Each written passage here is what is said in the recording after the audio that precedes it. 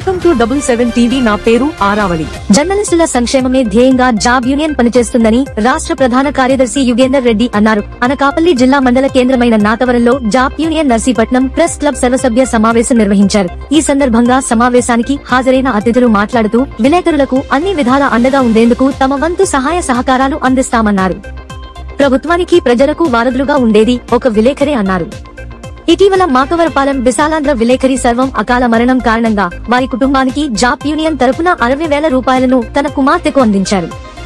ఈ కార్యక్రమంలో రాష్ట్ర కార్యవర్గ సభ్యులు ఎలమంచిలి వేణు, తాండవ చైర్మన్ కరక సత్యనారాయణ, మాజీ ఎంపీపీ బాబులు, జనసేన నియోజకవర్గ ఇన్ఛార్జ్ సూర్యచంద్ర, ప్రముఖ పారిశ్రామికవేత్త టీడీపీ నాయకులు వెలగ వెంకట కృష్ణారావు, తహసీల్దార్ వేణుగోపాల్, జాబ్ యూనియన్ కుటుంబ సభ్యులు పాల్గొన్నారు.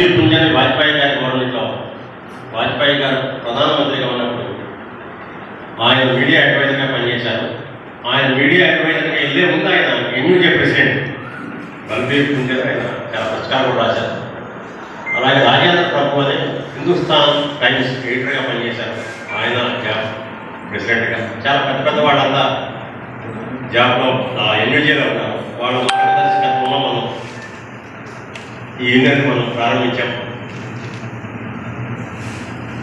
ఏపీడబ్ల్యూజే ఒకటే ఉన్నప్పుడు మూల పని అయినప్పుడు అంటే ఏపీడబ్ల్యూజీ వాళ్ళు ఎలా ఉండేవారంటే ఎక్కువ మంది అప్పుడు ప్రజాశక్తి విశాలంలో వాళ్ళే ఉండేవారు. ఈనాడు, ఆంధ్రజ్యోతి, ఉదయం ఇటువంటి పేపర్లో విలేకరులు ఉన్నప్పటికీ కూడా వాళ్ళు ఎవరిని కూడా ప్రెస్ క్లబ్లోకి యూనియన్లోకి రానిచ్చేవాడు కదా. ఎక్కడ యూనియన్ పెట్టా వాళ్ళ చేతుల్లోనే ఉండేది. ఆ సమయంలో న్యూట్రల్గా ఉండాలి. మనం అందరు జర్నలిస్టుకి ఒక యూనియన్ కావాలి.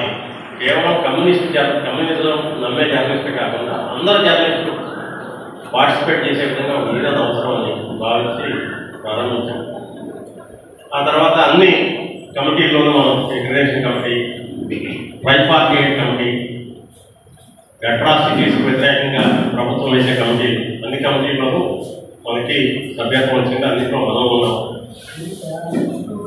అంటే యూనియన్లు జర్నలిస్టు సంగతి తెలిసిందే. యూనియన్ పెరిగిన తర్వాత వచ్చే సమస్యలు మనకే వచ్చాయి. జాబ్ స్ఫూర్తితో ఇప్పుడు దాదాపు 4-5 యూనియన్లు. ఒకదాని పేరు పెన్ జాబ్, ఒకదాని పేరు స్పోర్ట్స్ జాబ్. పేరు తోకం తగ్గించుకొని అలాగే మన నుంచి విడిపోయిన వాడు 10 ఉన్నారు. సరే 10 అయితే మొన్నే మాదే యూనియన్కి క్లైమ్ చేసేవాడు 10 ఉన్నారు. ఇట్లా రకరకాల వ్యవహారాలు నడుస్తున్నప్పటికీ మనకేదో గతంలో ఇబ్బంది చేసినప్పుడు న్యాయస్థానం ద్వారా మాదే యూనియన్ అని మనం ప్రూవ్ చేసుకోగలిగాం. ప్రూవ్ చేసుకున్న క్రమంలో ఎవరైతే క్లెయిమ్ చేశారో వాళ్ళు వచ్చి లోక్ అదాలత్లో సెటిల్మెంట్ కూడా చేసుకున్నాం. మనతో ఇదే యూనియన్ మేము అంగీకరిస్తున్నాము. జర్నలిజం దేశంలో కానీ రాష్ట్రాల్లో కానీ లెజిస్లేచరు, ఎగ్జిక్యూటివ్, అలాగే జ్యుడిషియరీ ప్లస్ జర్నలిజం, ఇది బోత్ స్టేట్.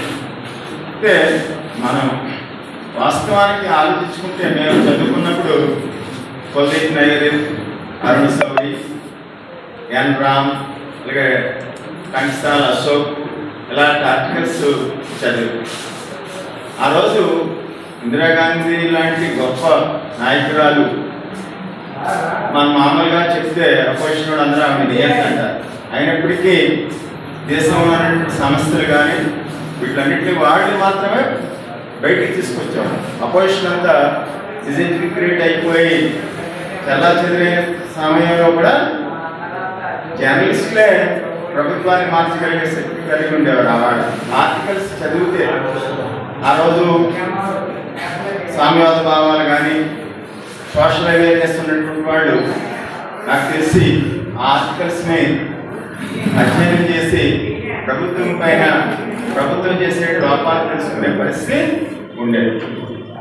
తర్వాత రాను సమాజం వాడ media, print media, electronic media కన్నా సోషల్ మీడియా చాలా విపరీతమైనటువంటి విశృంఖలమైనటువంటి పోకడని వస్తున్నాయి. వాడు చూస్తే అది ఏది నమ్మాలో ఏది నమ్మకూడదో జడ్జ్ చేసుకోవాల్సిన ఆవశ్యకత ఉంది. ప్రెస్ క్లబ్లో పెట్టారు. పాక మీద కరెంట్ వైర్ వేలాడుతుంది. నిజమే, అదేమైనా ఫైల్ అయితే ఆ ఇంట్లో మనుషులు కానీ అక్కడ ఉన్న క్యాటలాగ్స్ ఇమీడియట్ జరగడానికి రాస్తాం. ఇమీడియట్గా మేము ఏం చేస్తామంటే దీంతో మాట్లాడి ఇమీడియట్గా రెక్టిఫై చేయడం జరిగింది. అలాగే ఒక స్తంభం గురించి రాశారు అంటే అది కూడా అది డిజాస్టర్ ఎలా ఉంటుంది, యాక్సిడెంటల్గా డిజాస్టర్ అనేది మనకు అందరూ తెలుసు, ఆటోమేటిక్గా అది యాక్సిడెంటల్గా జరుగుతుంది, మనం ఊహించలేదు. ఆ డిజాస్టర్ ఎక్కువ అవ్వచ్చు, తక్కువ పొటెన్షియాలిటీ ఎక్కువ ఉండొచ్చు, తక్కువ ఉండదు. కానీ డిజాస్టర్ జరిగితే మనం ఇమీడియట్ మేలుకోలేము. అదే మీరు ఆ డిజాస్టర్ జరగకుండా మా ముందుగా మీరు మేలుకొలుపుతారు. అదే మీ యొక్క మేము మీ అందరికి మేము రుణపడి ఉన్నాము ఈ జనవరిలో. ఎందుకంటే వాస్తవ సంఘటనలే వాస్తవంగా బాత్రూమ్ పైన అవ్వచ్చు, ఎలక్ట్రికల్ రూపైన అవ్వచ్చు, ఏ రూపైనా సరే మాకు తెలియజేస్తారు. కానీ మేము మీకు ఎంతో రుణపడి ఉన్నాము. ఎందుకంటే అన్నీ మాకు తెలియాలని లేదు, కానీ మీకు తెలిసినంతగా గ్రౌండ్లో మాకు తెలియదు. మాకు వచ్చిన సమాచారం వస్తే లేట్ అవుతుంది.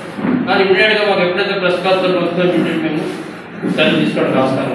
ఇలాంటి జర్నలిజంలో చాలా రూపాయలు మాట్లాడారు. మీ హెల్త్ అనాలిసిస్, హెల్త్ ఇష్యూస్ ఉన్నాయి, అందరికీ ఉంటాయి.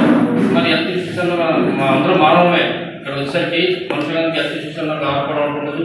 హెల్త్ ఇష్యూస్ ఒకసారి హెల్త్ ఇష్యూ వస్తే మనకి ఈ రోజు మన పరిస్థితి ఎలా ఉన్నది అందరూ తెలుసు. ఒక హాస్పిటల్కి వెళ్తే చిన్న దానికి వెళ్తేనే రకరకాల టెస్టులు చేయించి 2,000 రూపాయలు మినిమం పోతుంది. మరి ఇలాంటి టైంలో ప్రభుత్వం నుంచి సహకారం అందాలి. మీకు కూడా మరి ఈ ఇన్సూరెన్స్ పాలసీలు ఏవైతే ఉన్నాయో ప్రధానమంత్రి దాని అది కూడా మీకు ఎలిజిబిలిటీ ఉంటుంది. ఎందుకంటే మీరు అందరూ బీపీఎల్ కేటగిరీలో ఉన్నారు కాబట్టి మీ అందరికీ ఎలిజిబిలిటీ ఉంటుంది ఇన్సూరెన్స్. అది కూడా మీరు ఏం దాంట్లో ఎన్రోల్ అయితే 5 లక్షల వరకు అది ఇన్సూరెన్స్ ఉంది. అదేవిధంగా మీరు నిర్భయంగా ప్రత్యేకించి ఏదైనా సరే నిజం ఉన్నది, తప్పు జరిగిందంటే తప్పు జరిగిందని చెప్పి రాయాలి. అలాగే మంచి జరిగితే ఆ మంచిని కూడా రాసే స్వేచ్ఛ గత 5 సంవత్సరాల్లో పార్టీలు పరిపాలించిన పార్టీలన్నీ కూడా మీకు మీ దగ్గర నుంచి లాగేసుకున్నాయి. కానీ ఇప్పుడు మంచి ప్రభుత్వం వచ్చింది, ఉమ్మడి ప్రభుత్వం, కూటమి ప్రభుత్వం వచ్చింది, మీకు స్వేచ్ఛనిచ్చింది.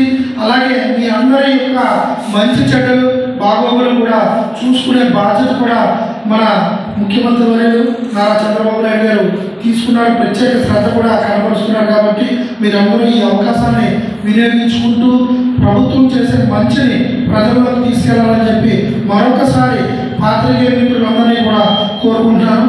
నాకు సెలవు తీసుకుంటున్నాను. చూస్తూనే ఉండండి నిరంతర వార్త 7 మీ 7 టీవీలో.